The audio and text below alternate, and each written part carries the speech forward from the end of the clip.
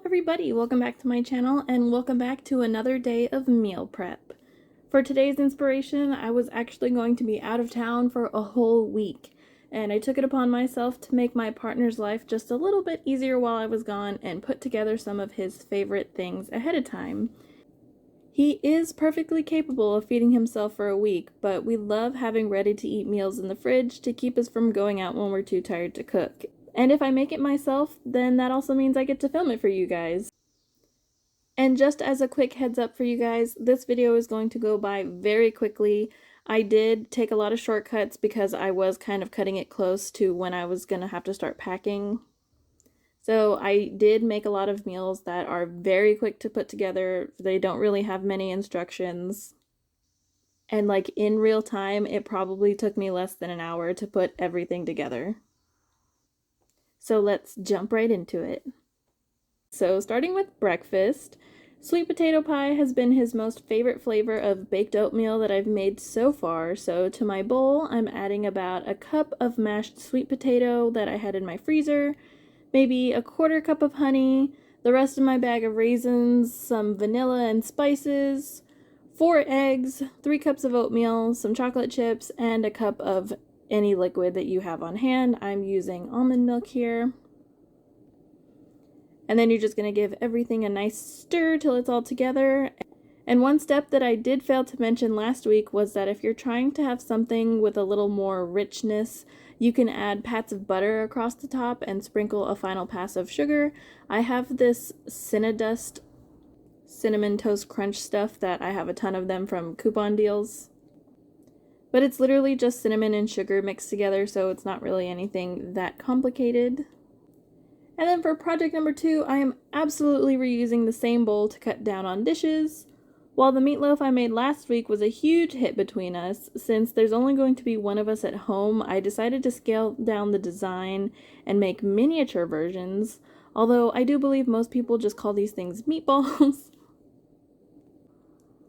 You can season them however you like. I'm using plain cornflakes as my substitute for breadcrumbs, and even though these meatballs are going to be added to pasta later, my budget brain still couldn't handle the idea of just straight meat, so I did put a few spoonfuls of cooked lentils, but I will be using those later, so I didn't want to use too many of them.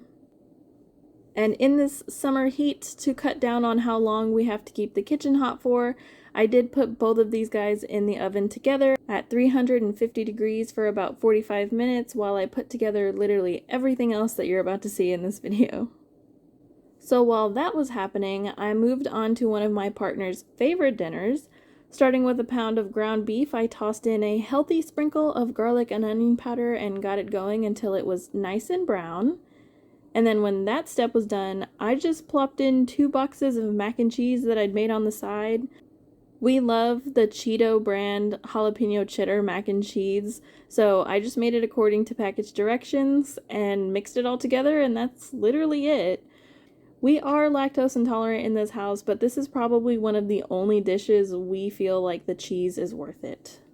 I'm going to need this big pot for another project later in this video, so we are going to start with the beginner chef classic and king of budget meals, the humble spaghetti using jarred sauce. If you want to jazz it up a bit, you can add whatever spices or herbs you have on hand, and boom, you've got yourself a whole pot of deliciousness in under 15 minutes. And you can add whatever else you want to this.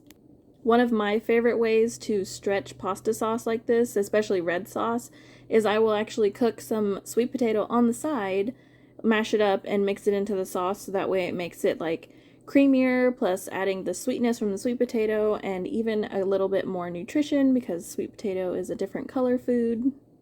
And I don't know, I always just feel like if your food is more colorful, then it's got to have more nutrition in it, right? Next up on the scene, I am recreating the lentil and ham meal that I showed you guys in my cooking fails video. I didn't have any other ham bones, but I did have enough ham left over in the freezer, so after my bell peppers and onions got some nice color on them, I threw in the leftover lentils from last week's meal prep. There's a little puck of it there in the middle because I ended up freezing them since I wasn't sure when I would get around to using them up. And since everything was technically already cooked and I wasn't waiting for any bones to let off their flavor juices, I just had to toss in my spices and wait for the lentils to finish thawing, and it's pretty much done. So now that we've got ourselves a breakfast, a few lunch and dinners, it's time to make something sweet. My partner loves having something sweet in the house, so since I'm gonna be out of town, I had to find something to replace me while I'm gone. If you've ever been to a food pantry, you'll know that canned fruit is one of those things that can pile up in your pantry if you're not sure what to do with it. So I fished out a couple of cans to make Ambrosia Salad, and as bougie as that sounds, it's literally just fruit cocktail mixed with whipped cream. I think I may have put a little bit too much in this batch, but it's fine. He ended up putting some of it on his oatmeal, so everything worked out in the end. And now that my spaghetti pot is all nice and clean, I also tried my hand at making homemade cereal bars for the first time. There were directions on the bag of marshmallows to follow, so you just simply melt your butter and marshmallows until they reach a liquidy state, and then add your cereal to coat. For these bars, the flavor came out totally fine because what's not to love about sugar, and butter? But I will admit I ultimately overestimated how much butter to add, so these did have to be kept in the fridge to keep from falling apart. The butter that I had at the time just comes in one big block instead of 4 individual sticks, so it was kind of hard to guesstimate how much 2 tablespoons of butter was.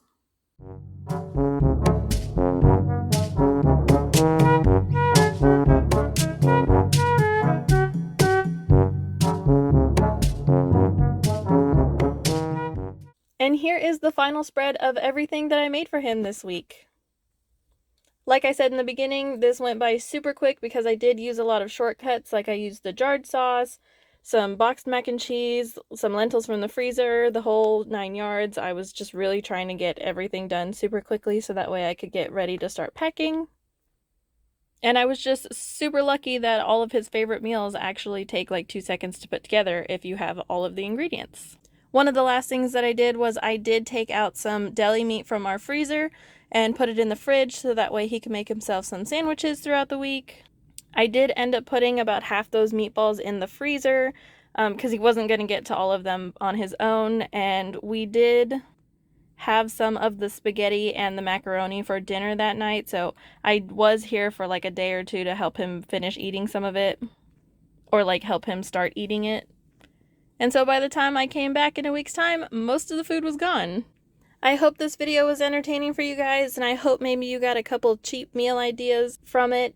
And without anything left to show you guys, as always, if you have any questions, please leave them down in the comments. If you want to see more money-saving content, please subscribe to my channel, and I'll see you guys in the next one.